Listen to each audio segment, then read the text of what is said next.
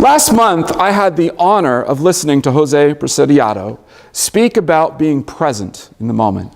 And I was sitting on the edge of my chair going, next month I get to talk about the step that comes before that. Wake up. You can't be present if you don't wake up. Tonight, Madam Toastmaster, fellow Toastmasters and welcome guests, I'd like to talk to you about this idea of waking up, taking a deliberate action, and achieving the extraordinary. In 1983, I was standing in the kitchen of my family home. I was talking to my mom. I was a junior in high school. I remember it like it was today. Mom, I don't want to go to university. I just want to go get a job. I want to study computers and get out and work. School is so boring. And my mom, she looked at me in that mom kind of way. You know that way when your son's about to do something monumentally stupid?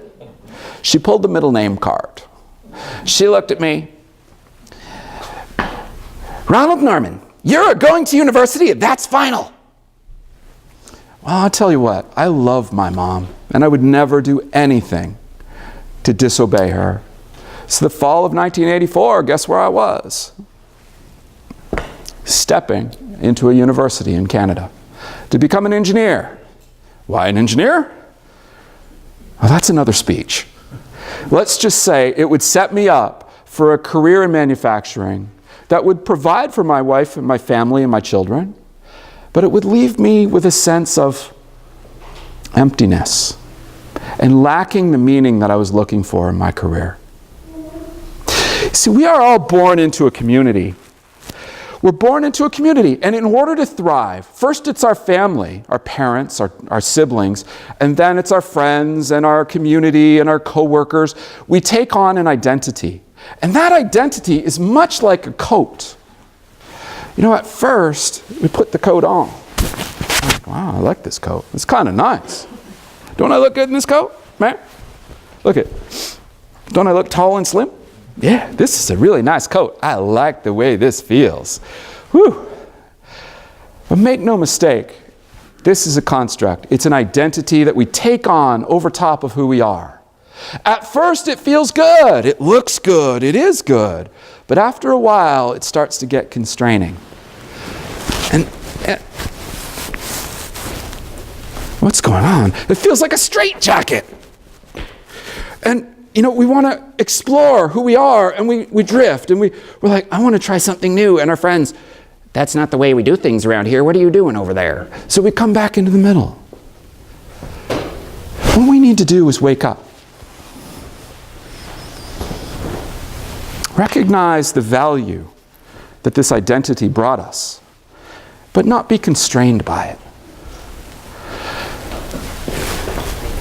Learn from it, but not be it. Wake up, take deliberate action, and achieve the extraordinary. How many of you have ever heard of Terry Fox? Can I see a show of hands? So a few of you. Terry Fox, he's my hero. He was a Canadian, just like me. He's a middle-class boy, just like me. He comes from a working-class family in a working-class town in Canada, just like me.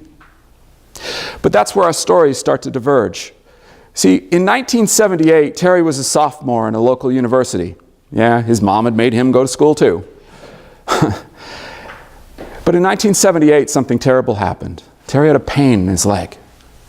And he went to see a doctor, and before he knew it, he was in a hospital recovering from an amputation. They'd taken his leg just above his knee, and he was dealing with chemotherapy.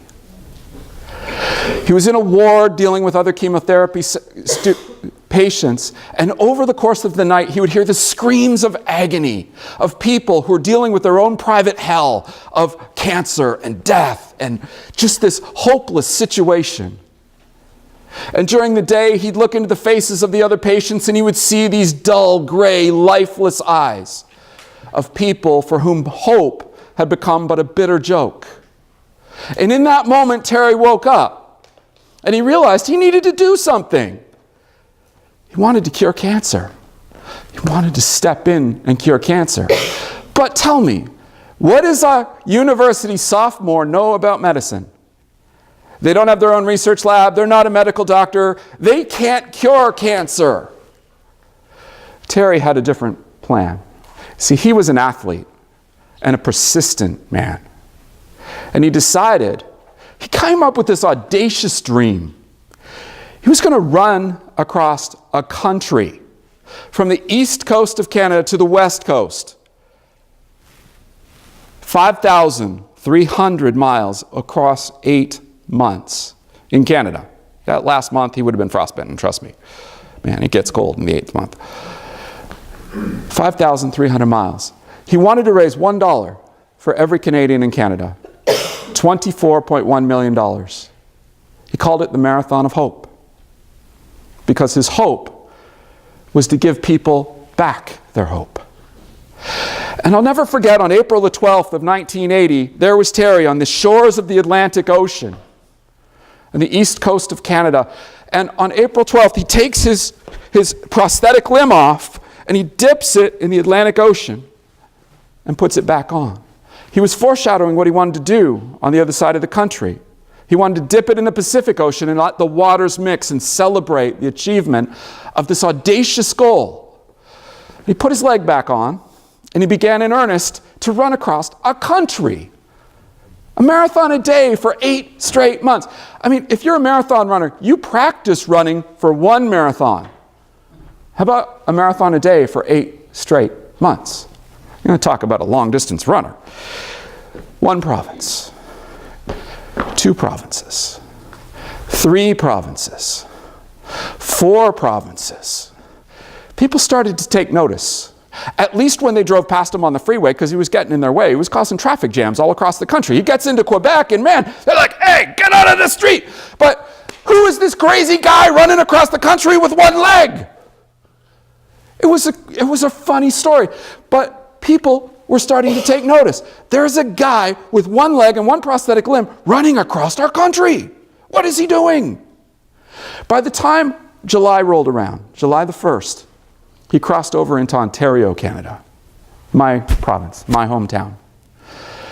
And by July 9th, he was running past my front door. He was 1 mile. His path was 1 mile from my front door. And I think back now, and what would it have meant? That was 1,760 steps to have gone and met Terry that day. But I didn't do it. And it's a decision I have regretted my whole life. His story continued. He ran through Toronto and through Hamilton and through London and through Windsor and all of the cities of Ontario. It's almost like he was circling. It was really crazy because everybody's in Canada and they're in Ontario. So he spent so much time in Ontario. By the end of August, he was almost out of the province. Almost to the 7th province. There was a pain in his chest. And he knew it was serious. He didn't know what it was, but he knew it was serious. He asked his staff to take him to the doctor. He went to the hospital. And I'll never forget the following day. Here's Terry at a press conference. There's a sea of microphones and bulbs flashing, and you see this brave young man with a look of worry in his eyes.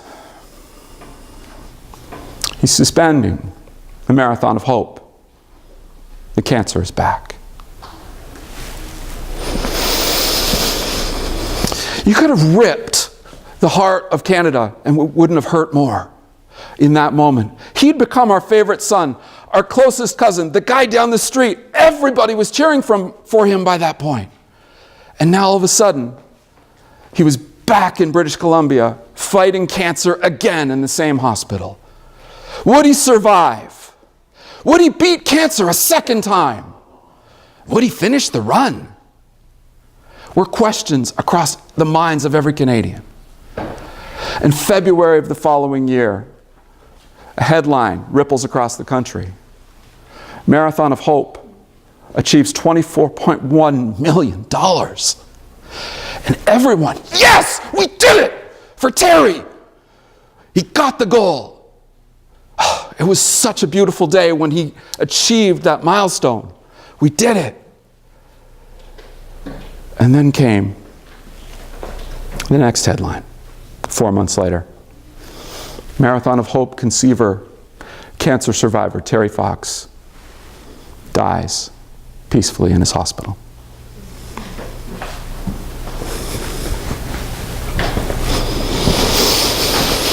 But that wasn't the end of the story. The beautiful thing about Terry Fox is what happened afterward. For the last 37 years, Terry Fox runs are held in cities, towns, and municipalities across Canada and around the world.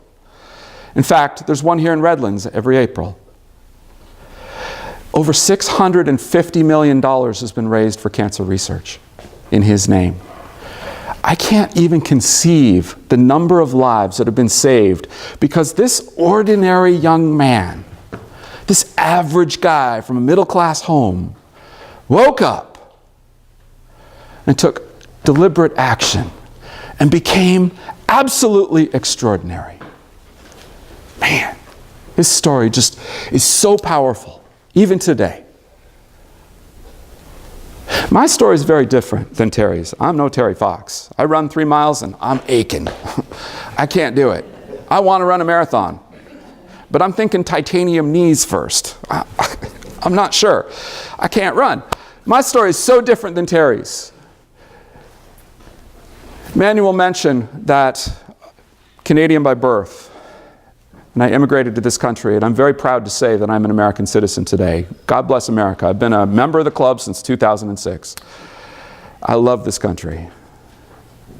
But my story is so different. It took me a long time to wake up. In fact, it took me 30 years. You could say I'm a little slow. But there was one day, I was sitting in my office in my plant in Rancho Cucamonga, California, and I'm sitting at my desk, and by all accounts, I was having an extraordinary career. I mean, my mom certainly would have said so. We had just survived the Great Recession. We were hitting our safety numbers, we're hitting our productivity numbers, we're hitting our quality numbers, we're hitting our cost numbers. By all accounts, I was doing really well. But I'm standing in my office, and I'm haunted by a question. And this question kept coming back. Is this it? Is this all there is? And as sure as I'm standing here, this answer from deep inside said to me, no, this isn't it. You've got so much more to give, Ron. When are you going to wake up and start to give it? And in that moment, I knew there was a very big decision coming. And this beautiful lady in the in the front row and I, my wife, had a really interesting long conversation about resigning. And she finally agreed. So I flew to Washington State to meet with my vice president.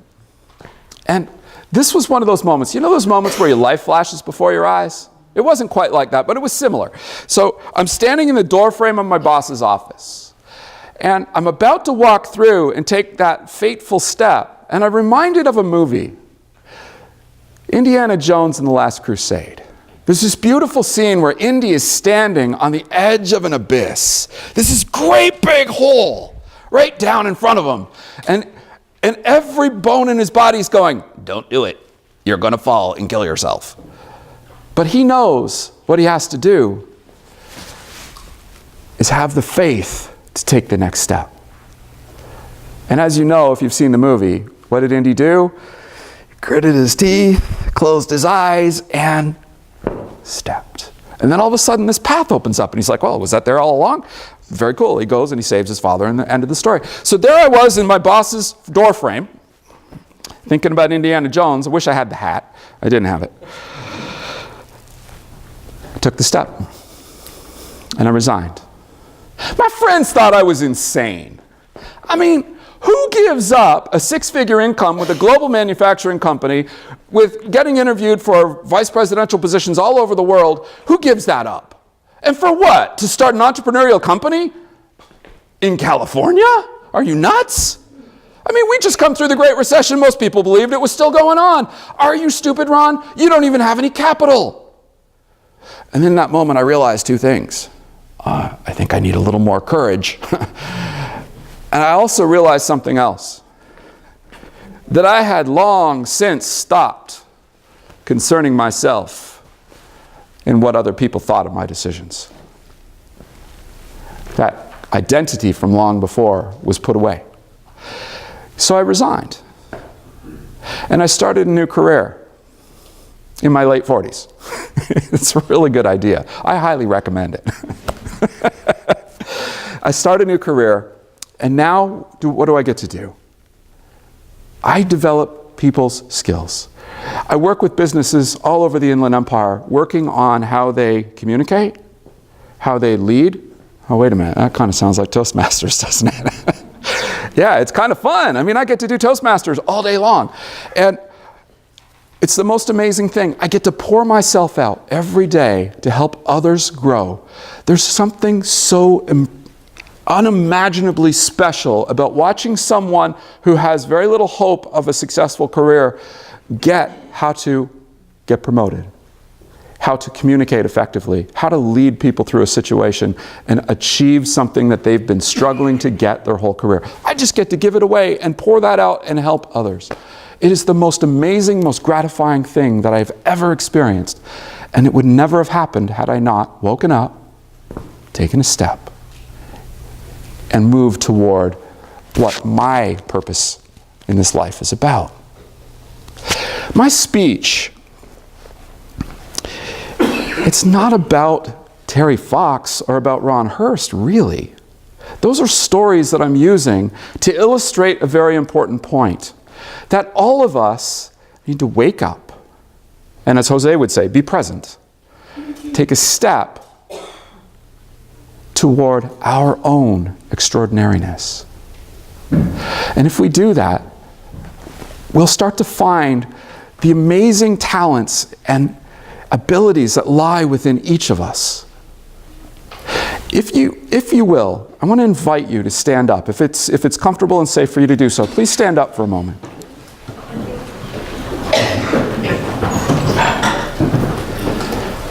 Thank you. I want to ask you, what's one thing that you could do to become more present and more aware in this moment? What's one thing that you could do to step intentionally toward your purpose and your skills? Can you think of something? I want to invite you to take your left foot, and if you need to hold on to the chair, go ahead. Just lift it briefly, set it down a couple inches in front of you, and let me say, congratulations. You've just taken a step toward your own extraordinariness. In the end, you are so much more than average, so much more than ordinary. You are extraordinary. Mr. Toastmaster.